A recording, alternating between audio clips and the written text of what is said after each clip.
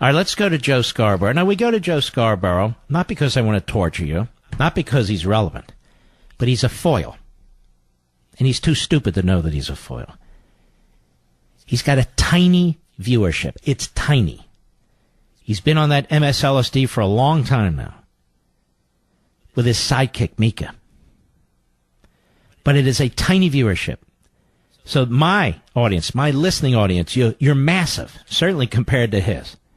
So I do this because it's useful in gleaning what kooks on the left are like and responding to it. I want you to listen to this. It was on the Morning Schmo this morning. Hat tip to CNS News. Cut 7. Go. As it goes to Republicans, yes. Rank and file Republicans say 75, yes. 80% saying they liked what he did in Helsinki, when even again his closest allies in the media said that he was either treasonous or a complete dupe. Which closest allies in the media said he was treasonous or a complete dupe? This guy is not only fake media, he's moron media. Go ahead. These people that I grew up with that were the toughest on Russia, that fought the Cold War alongside with NATO. When the Soviets' goal during the Cold War is the same goal that Vladimir Putin has now. Well, who disagrees with that? Exactly what steps? What steps did or has President Trump taken that is inconsistent with that? Exactly what steps has he taken that's inconsistent with that? Hillary Clinton and John Kerry, they undermined our relationship with Russia. They weakened America in the face of Russia. Obama didn't engage Russia. They annexed Crimea. What did Obama do? Nothing. I think he was golfing. They invaded Ukraine. What did Obama do? He withdrew our agreement with them to provide them with arms. Instead, he gave them blankets and gloves and, stuff like that. He thought it was a welfare program. What else did he do? He took missile defense away from some of our allies that were scheduled to receive it.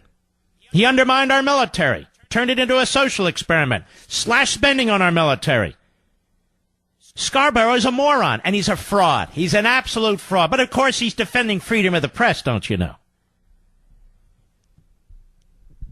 This man could not get a paycheck unless he attacks the president and attacks the Republican Party and conservatives, and then pretends to be one. He's the Tokyo Rose of MSNBC. Old Tokyo Joe. Maybe that's what we'll call him, Mr. Producer. With that weird accent on your head. Go ahead.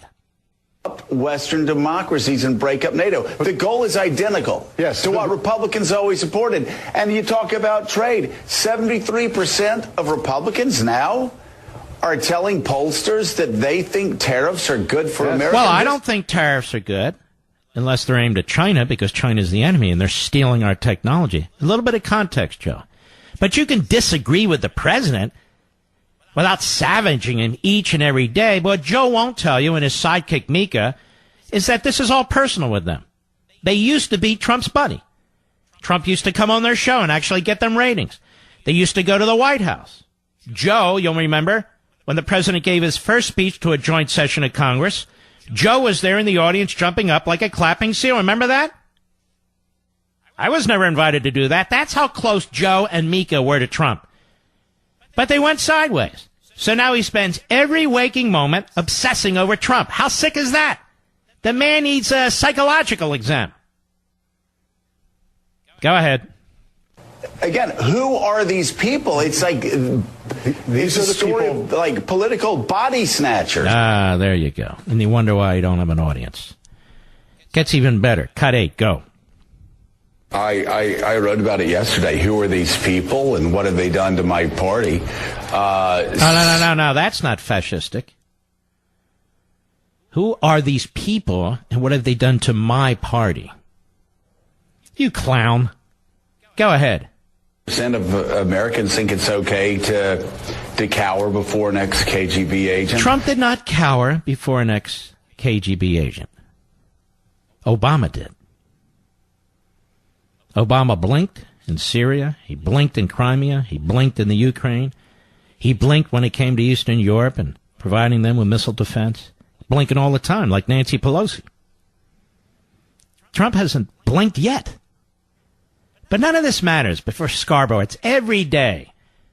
Stormy Daniels and Michael Cohen and Russia and this. We're going to war with the North Korea. He's just a very, very lousy human being. Go ahead. To insult allies, you do wonder, this isn't just... To insult allies, clown? To insult allies? Did you speak up when Obama was eavesdropping on Benjamin Netanyahu? I believe Israel's one of our closest allies. Did you speak up when Obama was using surveillance, not only on the American media, but on members of Congress who disagree with the Iran deal? Did you speak up when the ambassador from Israel to the United States, when they were eavesdropping on him? Did you speak up when Obama was eavesdropping on Jewish organizations that disagreed or might disagree with his position on Iran? Of course you didn't. Because those are the actions of a dictator. You didn't say a damn thing. You coward. You buffoon. Trump hasn't done any of that. Go ahead. You do wonder, this isn't just a Donald Trump problem now. This is a problem with the party cast wide. And this is what low IQ morons like this do when they're trying to justify their lurch to the left. With his girlfriend, soon-to-be wife, with MSNBC that pays him his substantial salary, with clowns that he puts around him like this guy Heilman or whatever. John Heilman, whatever his name is. This is how he does it. So he's firmly entrenched now in the camp of the left. But he says, "Hey, look, it's the Republican Party that is the problem. Trump's the problem. Conservatives are the problem. You know, I'm the real deal here. But you know, but I'm not. No, he's not. He's a fraud. Fraud news. Does that sound better? I'll be right back. Mark Levin. The left doesn't want you to know about their great hero. Whoopi Goldberg has no idea what I'm talking about. And Joe Scarborough has no idea what I'm talking about. President Trump has attempted to make sure that refugees who come into this country are carefully vetted, depending on the country they come from. Half a dozen countries where terrorism is running wild. We've been struck by terrorism in this country very, very badly. And so that needs to be done. FDR turned back Jews escaping the Third Reich. Jews weren't terrorists. There was nothing associated with Jews and terrorism. They were trying to flee for their lives. FDR turned them back. Now, look at those two examples. Do the media, do the Democrats, do the columnists, looking at history, whataboutism? Whataboutism is context, it's history, it's clarity. So the things that they say about Trump are absolute, unconscionable lies. But they are not when applied to Franklin Roosevelt, the king of the Democrats. I just want to make that clear. So when it comes to all these allegations, or at least most of them they're making against Trump, they are legitimate when applied against Franklin Roosevelt. But they're not legitimate when applied against Trump. Trump has not buckled to the Russians. He's not given them 1 inch of territory. He's not given them 1 inch of anything.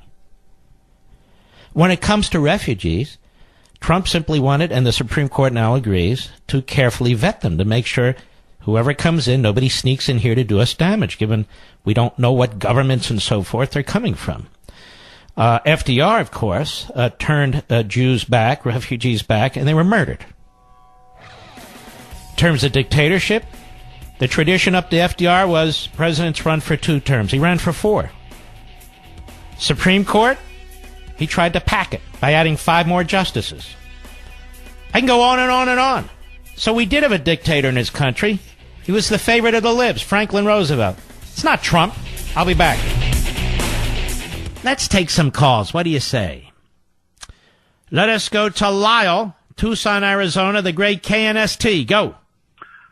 Mark, it's an honor to speak to you. I want to let you know that your knowledge and your passion, but most of all your consistency, is helping me get through this ridiculous time we're living in right now. It is ridiculous.